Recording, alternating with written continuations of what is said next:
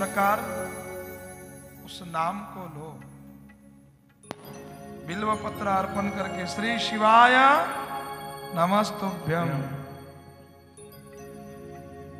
या राम बोलो, कृष्ण बोलो। भगवान शिव जी कहते पार्वती को मुझे प्रिय है, क्योंकि अन्य कोई योनि में ये नहीं कर सकते। अगर कुत्तों को ये शिव महापुराण समझती तो आके बैठ जाते, बिल्लियों को समझती आके बैठ जाते, किसी गौ माता को, किसी बैल को समझते वो आके बैठ जाते। या ये आदमी को ही समझता है,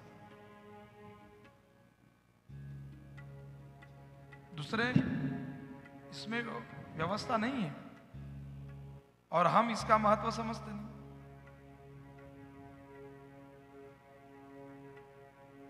अगर और किसी को समझ जाती बात, बाकी किसी योनि में नहीं, इसी योनि में है। इसलिए हमें हमारा पाप और पुण्य समान हुआ है करके ये योनि मिली है, मनुष्य योनि। लेकिन हमने इसका महत्व हमें नहीं समझा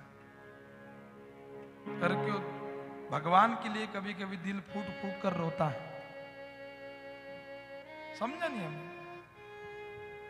84 लक्ष योनि में जाके पूछो कैसी व्यवस्था है, बोले कुछ नहीं होता। इस शरीर का महत्व अगर हमें, इस आत्मा का महत्व, इस देह का महत्व अगर समझ जाता तो सब लोग परमार्थिक धर्म के होते, अधर्मी कोई नहीं होते। अभी तक नहीं समझा, और पश्चाताप तो इस बात का है, मान लीजिए इस बात का है कि हमें मालूम होने के बाद भी सबकी मृत्यु होनी है, ये त्रिकालाबादी सत्य है, फिर भी यहां तक वो नहीं आ रहा है। कोई बचने वाला है? सबकी मृत्यु होनी। लेकिन एक बार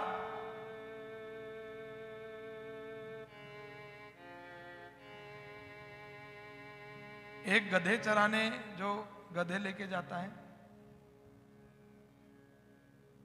गधे के पीछे पीछे जा रहा था तो उसे हीरा मिल गया।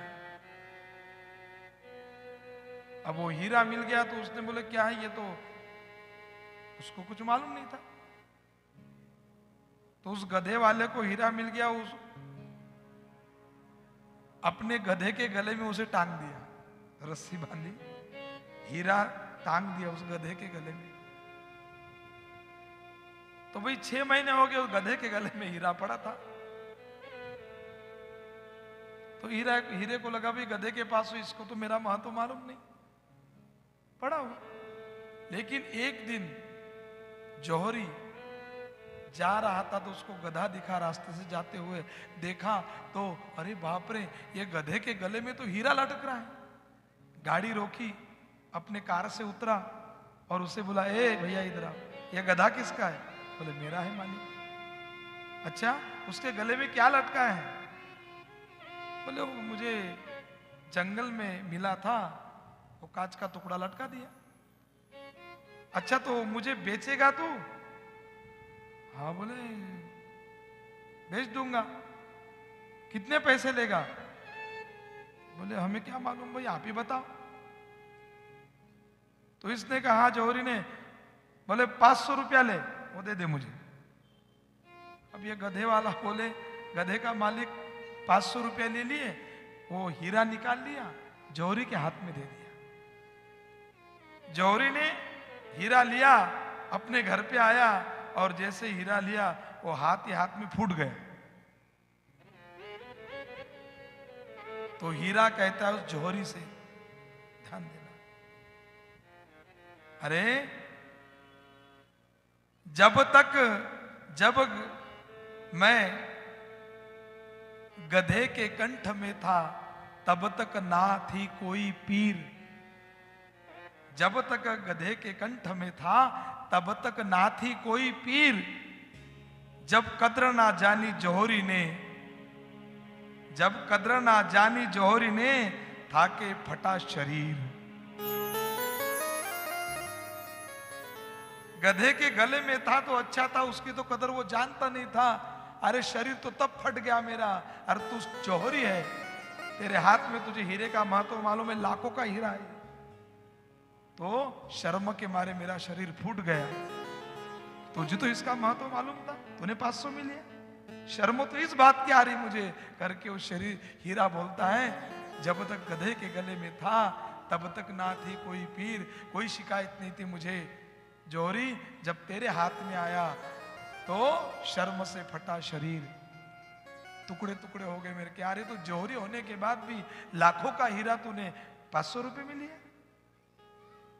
ध्यान दे के सुनना भाई बहन, ये हमारा लाखों का है, ये हमारा लाखों का है।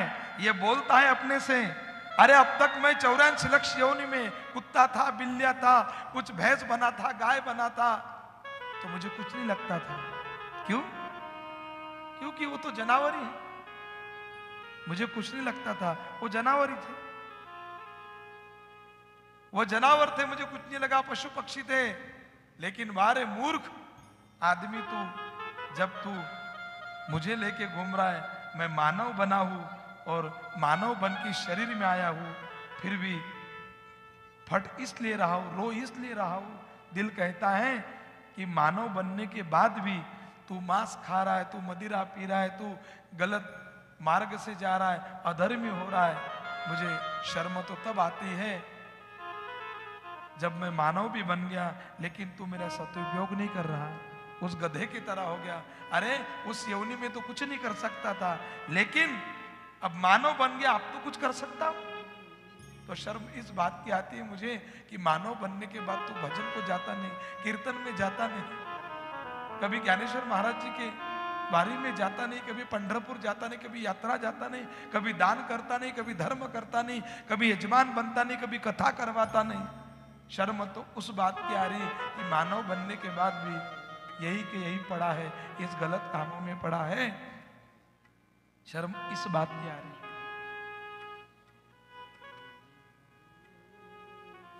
क्योंकि बाकी की यौनियां तो बाद में मिलेगी। देखिए, आपको सब बातें बाकी की यौनी में भी होगी सर।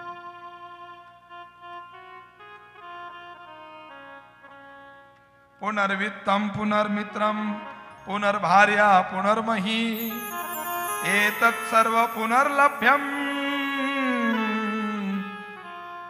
न शरीर पुनः पुनः। एतत् सर्व पुनर्लभ्यम न शरीर पुनः पुनः। ध्यान देना जरा।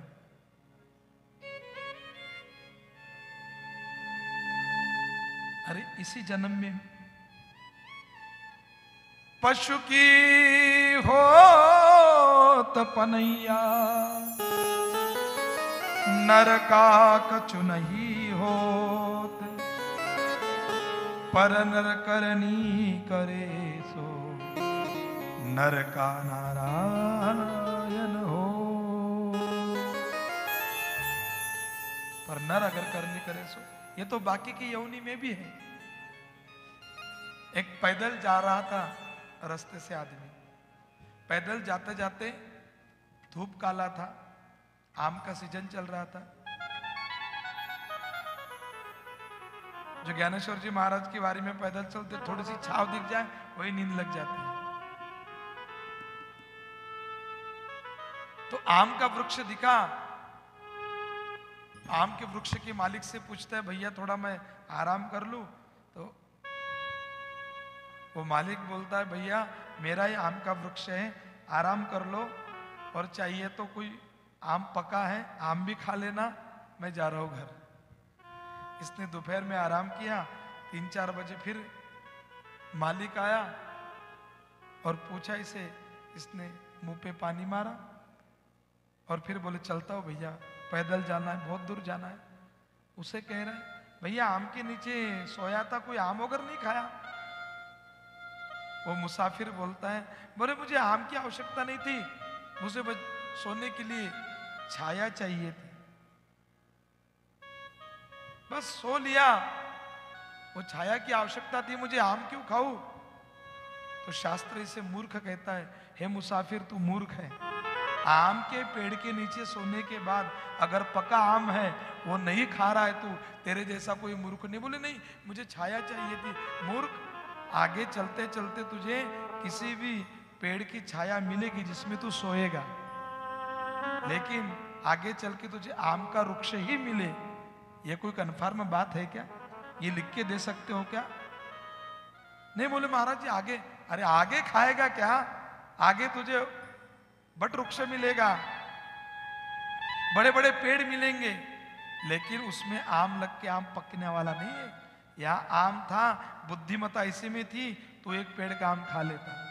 नहीं भैया, अरे छाव तो हर पेड़ देगा तुझे, छाया हर पेड़ के नीचे मिलेगी साहब, लेकिन वहां आम नहीं होगा। हमें हर जन्म में ये कर्म, ये काम, ये धंधा, ये भोग, ये बाल, ये बच्चे, ये सब मिलेंगे, सब हर जन्म में मिलेंगे, हर यौनी में मिलेंगे। कुत्ते को क्या, कुतिया को लड़के नहीं होते? पशु पक्षियों को कोई उनका संसार नहीं होता? वो भी संसार करते हैं, फिर हम में और उसमें क्या फर्क है, क्या अंतर है?